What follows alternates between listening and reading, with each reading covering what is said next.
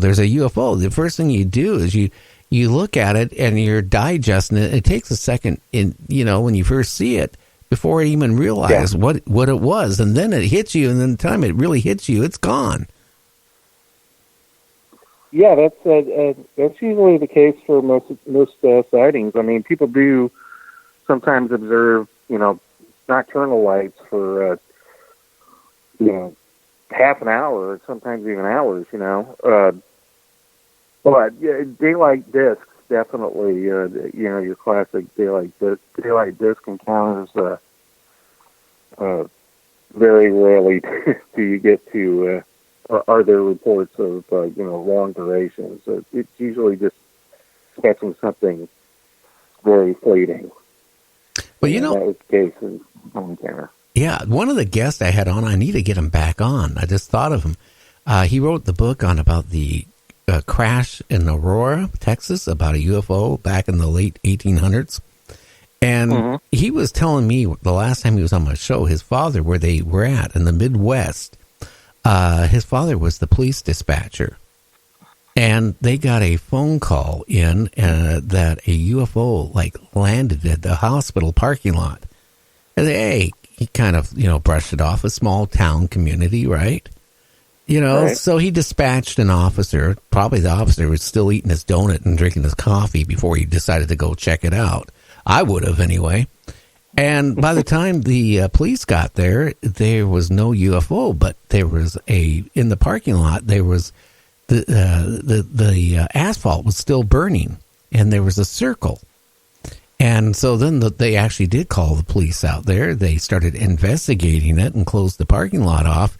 According to the guy that his father said at the time, that there was mercury droplets all around the circle of where the UFO, sat down and where it melted the asphalt. That was kind of interesting. So the story is, and I did verify it with the local library. They pulled it up as a news story. I had them research it, and they did. They were nice enough to do it. And I think this was back in 1967, right around that vintage. What was really interesting is the next morning, okay, they go out there to daylight to investigate it more. Now the parking lot has been re-blacktopped in the middle of the night. Mm-hmm. Kind of, and it was nothing that the local police requested or the mayor. It was done during the night for some reason. I don't know who did it, but maybe, the report of, over the radio and all that stuff about a UFO or whatever, it kind of drew attention to some other agency. But it was really strange. That next morning, about 20 miles away, there was a lake in the community next to this town. And there was witnesses say that they saw a flying saucer come out of the lake and take off, out in the sky, and was gone. And my feeling, now I could be totally wrong, but 20 miles away from where a UFO touched down, maybe for some reason that UFO was malfunctioning, it touched down, and then it kind of took back off after it cooled down for a couple minutes and limped to find water, because been a lot of sightings like Preston Dennett, about UFOs coming out of the ocean and all these other places. Maybe that UFO found, a body of water and then hid in it to cool down or whatever they did while they made repairs. But I found it so interesting. Yeah, you certainly can't ignore the connection there. If you're going to have some anomalous events like that so close to each other, there really has to be some kind of connection. Yeah, that's fascinating. Who would pave that asphalt over, right? Well, in that nighttime. How would it? Yeah, how would it? It's hard enough to get potholes filled. Who's going to do that overnight, right? It's probably some nefarious government blue beret guys or something, that you hear so often about, going behind and covering something up. But that implies that there's, there is some sort of mechanism, there is some sort of operation waiting for these things to happen. And who knows? Maybe they were waiting. Maybe the UFO was hiding out from them. Maybe it wasn't doing repairs. It was, maybe it's playing a game of cat and mouse with some government operatives. Who knows? I don't know. I think it is really strange. I had another guest on, Michael, back here maybe 5 months ago. And after he was on my show, he was on Coast to Coast and Midnight in the Desert and all this with the same story. In Texas, he was out doing something, bird hunting, and he comes up to an old abandoned farm, which he thought was abandoned. But he noticed something strange. He noticed a old transmission tower. And it's a government property on it, but it was like kind of overgrown with stickers all around it. Didn't think anything of it. But he was looking at this farm, and out of the silo comes a couple military dress people. And they spot him. So he takes off. And he claimed after that happened, a lot of weird things started going on. Now, when he was on my show, he said that some black helicopter all of a sudden, while he was, talking on my show, during break, he went out there to smoke. There's a black helicopter, right above his house. This hovering. He sends me a picture of it. And the next night, he's on Coast to Coast. The same thing happened again. And he sent me the picture from when he was on Coast to Coast. This time, instead of one helicopter, it was two helicopters, just right over his house for a while. Maybe to intimidate him, I don't know. But it just... certain subjects like this type of stuff, it makes you wonder, why would the military be out in a abandoned farm out in the field in the side, a grain silo, and come out of it, with the military? Yeah, maybe there's a secret base out there. Maybe they have some sort of they obviously have some kind of facility, right? If there's government people coming out of it. But it's hard to know what's government nowadays. There's so many of the government programs related to UFOs have been subordinated out, for one reason or another, maybe to avoid FOIA or other oversight. All that stuff's been put to other companies to do. So it could have been some sort of subcontractor that was out there doing who knows what. I think, there's another layer to the onion that's been added. The pseudo government entities, the unofficial government entities that act on behalf of the government. The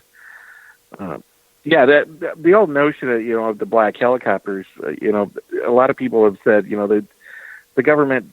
The military doesn't have unmarked black helicopters, and they don't have a certain they only have a certain number of helicopters, and they're accounted for. And, that may or may not be true, but there's certainly subcontractors and private corporations and businesses that may be working on behalf of the government that have operatives that have equipment that are monitoring the situation. And we're starting to find out about some of these, I think with some of the revelations in the past few years. That's really been the way business has been going, for the past 20 years is private sector to avoid the oversight and to, be able to exploit whatever you get. So, I'm totally open to black helicopters. I've seen them. I have been to anomalous places and have looked up. And I'm an aviation buff too, so I know that you have to have, the proper identifications and markings and lights in the right place. And I have occasionally seen helicopters in places that with markings and absence of things that should be on there if they were military, or if they were legal, so to speak. So, well, I've seen. Yeah, that's what's going on. I've seen some too, with absolutely no marking. So I know they wouldn't have been, private owned because, if you're commercial or private owned, you have to have a number. Okay, okay, and if it's military, it's usually going to say U.S. Marines, U.S. Air Force, U.S. Army, U.S. Navy on it, or Coast Guard. Right. But when you see something out there who has not a single mark, and it doesn't have to be gray, black, it can be gray too. I've seen gray ones, but I mean with absolutely no markings on them. But what also on this guy's story, he said that area was a hotbed of UFO sightings, where he said he saw a UFO.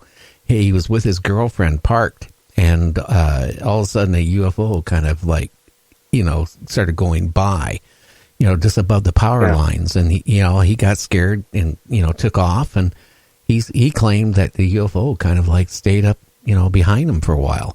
And there's been a lot of reports in that area, he said, of UFO sightings. And then you find, whatever type of base, a farm, it has a tower on it that says property of the U.S. government, and see a couple guys coming out with military fatigues and weapons coming out of a silo on a big empty farm. Makes you wonder what is going on.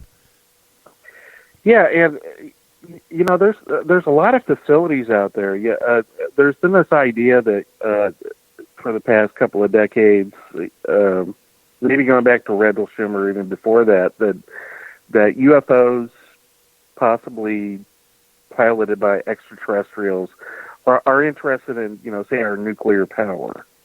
They're interested in our nuclear weapons, and I think we all recognize that there have been quite a few cases, relating, UFO encounters at nuclear installations, but pretty much every sort of installation that's out there, I think from, small bases to large ones, experimental facilities, they all have reports of strange craft. If you go back and you look at the records, I recently was at the Bluegrass Army Depot, just outside of Lexington in Kentucky, and it's a military facility run by the Army, and it's where we store a significant amount of our chemical and biological weapons. It's where we store sarin gas and VX and mustard gas. There's 900 bunkers there, filled with, tons of this material. There's a pilot program there that is designed to destroy this, in keeping with treaties. But that facility has been there for a while, and that facility is also a hotbed for UFO activity. It's called Kentucky's Area 51. Not so much in that, there's secret aircraft there, although people have claimed to have seen unusual stealth flying in the air near there, and certain areas have had significant amounts of black helicopter reports. It's mostly called that because of its secrecy, and it actually has a long tradition of being a UFO hotspot. It's at the center of what's called the Bluegrass Triangle there in Kentucky. The triangle is named after the facility that is located right there at the center. There, and if you go back and you look, especially in the 70s, there was a number of flaps and high value mass reports all around that facility when it was during its heyday. But still, even to this day, there are reports of black helicopters and weird craft and even stealth craft, all around that chemical base. And I think you'll find that, if you do look everywhere at all the bases, you're going to find at least some reports of somebody peeking in, some anomaly, some intelligence taking an interest in what's going on, or it could be part of some sort of government disinformation sort of deal.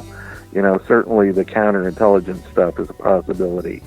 Okay, hey, Michael, you know, we got to go for a break for the radio stations. We're going to be back in 3 minutes, so if you need to get a cup of Java, we'll be back in 3 minutes. I'm going to put you on hold. okay.